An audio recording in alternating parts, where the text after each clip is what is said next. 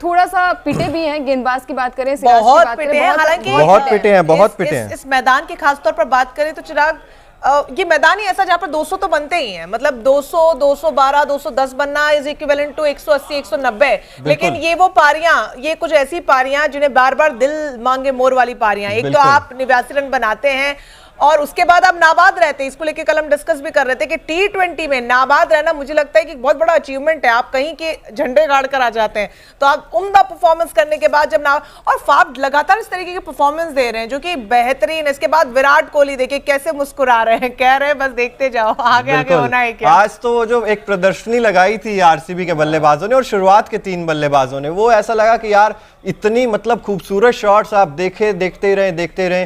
फिलहाल चलिए मैच के बारे में आपको बता देते हैं। शुरुआत से लखनऊ सुपर जायंट्स ने टॉस जीतकर पहले गेंदबाजी का फैसला किया था। आरसीबी को कहा था आइए बल्लेबाजी कीजिए।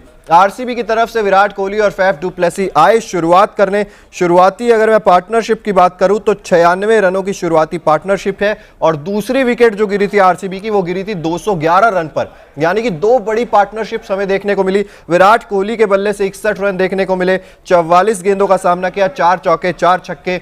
कृणाल पांड्या देखिए 4 ओवर में 35 रन इन्होंने खर्च किए, विकेट इन्हें एक भी नहीं मिला और अच्छी खासी पिटाई हो रही थी इनकी जब मैक्सवेल ने बल्ले से ना गेंद से किसी से कमाल नहीं कमा। बिल्कुल, और अच्छी खासी पिटाई कृणाल पांड्या की भी कर रहे थे। फाफ डू प्लेसी की बात करूं तो इन्होंने भी 46 गेंदों का सामना करते हुए एक अच्छी पारी खेली, नाबाद रहे, ये बड़ी बात थी। रवि बिश्नोई की बात करें 4 ओवर में 39 रन इन्होंने भी खर्च किए, सब पिटे थे और आरसीबी के गेंदबाज भी थे, वो भी सब पिटे। तो मतलब गेंदबाजों का तो दिन आज था ही नहीं। ये मैदान ही कुछ ऐसा चिराग में कह रही थी जहां पर आपको पिटना ही है, लेकिन बड़ी मुसीबत ये हो जाती है कि वो पिट कर जो बड़ा भारी भरकम स्कोर आप स्कोर बोर्ड पर लगाते हैं उसको कैसे डिफेंड आप करवा पाए अपने गेंदबाजों से। ये देखिए आवेश खान 4 ओवर में 53 रन इनके पड़े थे, लेकिन अब दुख नहीं होगा ना क्योंकि आपकी टीम जीत गई। वही बार बार हम कहते हैं बड़ी जीत के पीछे जो इंडिविजुअल हार होती है हर प्लेयर की वो छिप जाती है, और केएल राहुल ना वो बल्ले से चल पाए और कप्तानी उनकी इतनी हल्की नजर आई है। चिराग, अब बात जब करें पहले बल्लेबाजी का न्योता जब उन्होंने टॉस जीत कर दिया, हालांकि टॉस जीता है एक ही चीज उनके हक में गई यहाँ पर, लेकिन वो भी जब बल्लेबाजी रॉयल चैलेंजर्स ने करी तो बहुत बड़ा स्कोर उनके सामने खड़ा कर दिया। एक वक्त था 13 ओवर में आई गेस 104-105 रन थे और बाकी के 7 ओवरों में 108 या 109 रन थे कुछ। समझिए कि लास्ट के 7 ओवर में आप कुछ कर ही नहीं पाए। वो जो डेड ओवर्स होते हैं एज ए कैप्टन पूरी तरीके से केएल राहुल फेल होते हुए नजर आए हैं और मुझे लगता है कि यहां से अब उनकी कप्तानी स्टेक पर है। बिल्कुल है, और मुझे लगता है कि आज के जीत का पूरा श्रेय मुझे लग रहा है कि निकोलस पूरन को जाना चाहिए, क्योंकि 19 बॉल उन्होंने खेली और देखिए जिस तरीके से रन बनाए, 62 रन बनाए, 4 चौके और 7 छक्के लगाए, 326 का स्ट्राइक रेट था। 326 का स्ट्राइक रेट और तूफान आया था। मैं कहूंगा निकोलस पूरन का तूफान आया था और उस तूफान को कोई भी रोक नहीं पा रहा था, कोई भी नहीं रोक पाया आरसीबी का गेंदबाज। और जब निकोलस पूरन बल्लेबाजी कर रहे थे तब ऐसा लग रहा था कि यार ये तो मतलब 2 ओवर पहले शायद खत्म कर देंगे मुकाबले को, लेकिन वो फिर एक फुल टॉस आई और उनको लगा जो जैसे विकेट उनका गिरा, क्योंकि जब वो क्रीज पर होते हैं और ये पहली दफा नहीं, इससे पहले भी मैच में इतना ही बेहतरीन परफॉर्मेंस दिया, इसीलिए लखनऊ लगातार जीतती चली जा रही है।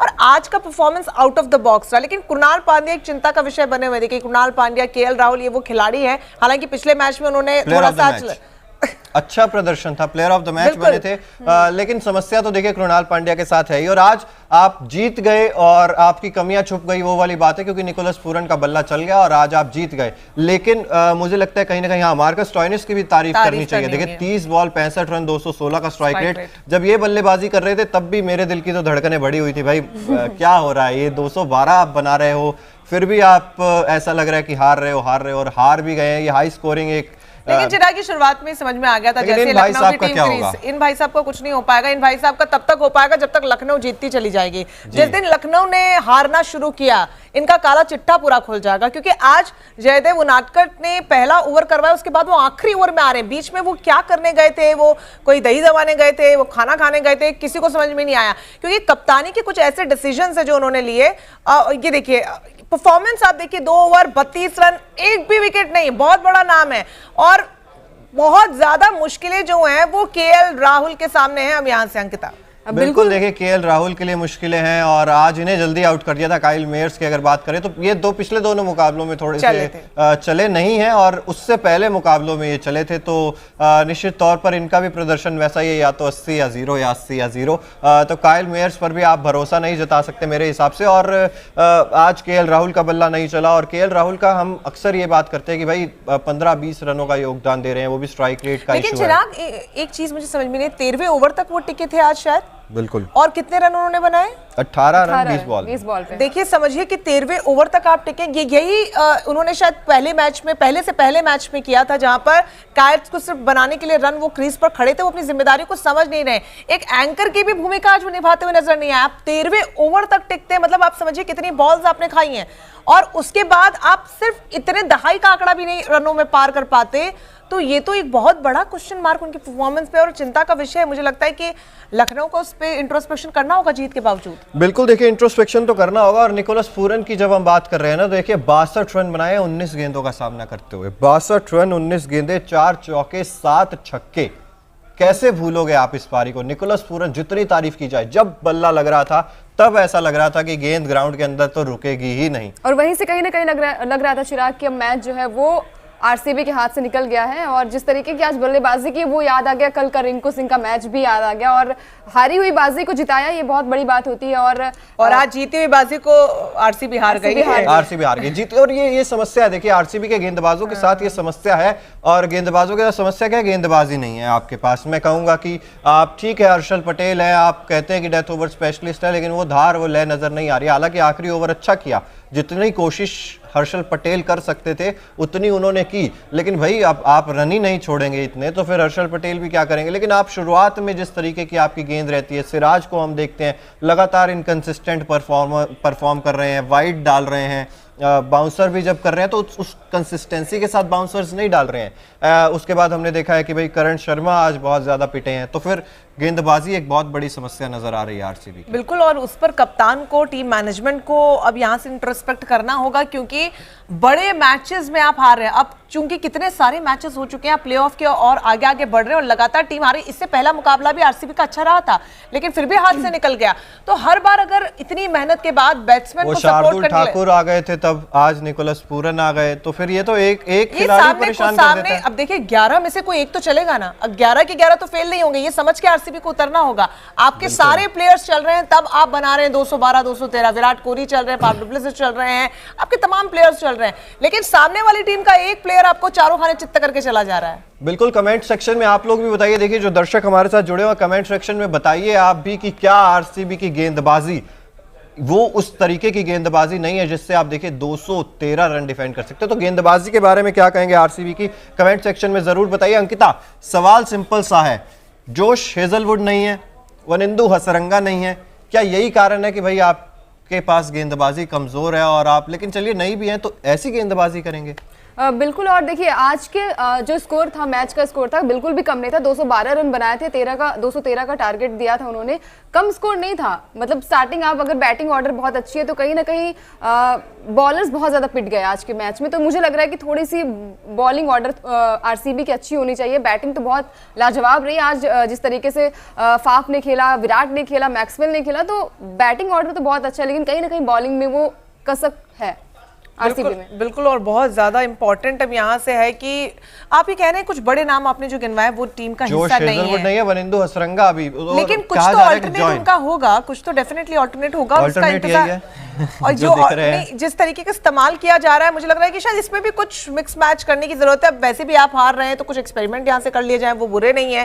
तो बहुत इंपॉर्टेंट अब यहाँ से कप्तान का रोल हो जाता है, मैनेजमेंट का रोल हो जाता है कि इंट्रोस्पेक्ट करें। बाकी आप लोग जो इस वक्त हमें देख सुन रहे हैं, आप ही बताइए हार का कारण क्या है। वैसे तो साफ गेंदबाजी समझ में आ रही है, लेकिन अगर आपके जहन में है कि किस तरीके से सामने वाली टीम को टैकल किया जाए, क्योंकि बहुत बड़ा स्कोर, ऐसा भी नहीं था कि छोटा स्कोर दिया, हालांकि मैदान ही कुछ ऐसा है जहां पर बड़े रन बनते हैं, तो बहुत लाजमी था। जैसी शुरुआत लखनऊ की हुई, समझ में आ रहा था कि यहां से वो मैच खींचकर ले जा सकते हैं, क्योंकि ऐसा भी नहीं था कि पारी लड़खड़ाई हुई कहीं बीच में। शुरुआत से जो तूफान उन्होंने अटैकिंग मोड में सामने आए उनके प्लेयर्स, वो कहीं ना कहीं तस्वीर धुंधली सी को साफ करता चला गया अंत तक, और आखिरी गेंद तक क्रिकेट प्रेमियों के लिए कम से कम अच्छा दिन रहा कि रोमांच बना रहा। बिल्कुल, क्रिकेट प्रेमियों के लिए अच्छा दिन था, रोमांच बना रहा। और आखिरी ओवर की अगर बात करें तो बहुत ज़्यादा रोमांच था आखिरी ओवर में, क्योंकि रन बहुत ज़्यादा थे नहीं आपके पास डिफेंड करने के लिए। वहाँ पर आपने विकेट भी चटकाया, वहाँ पे आखिरी बॉल पे आपको 1 रन चाहिए था, वहाँ तक आप लेकर गए।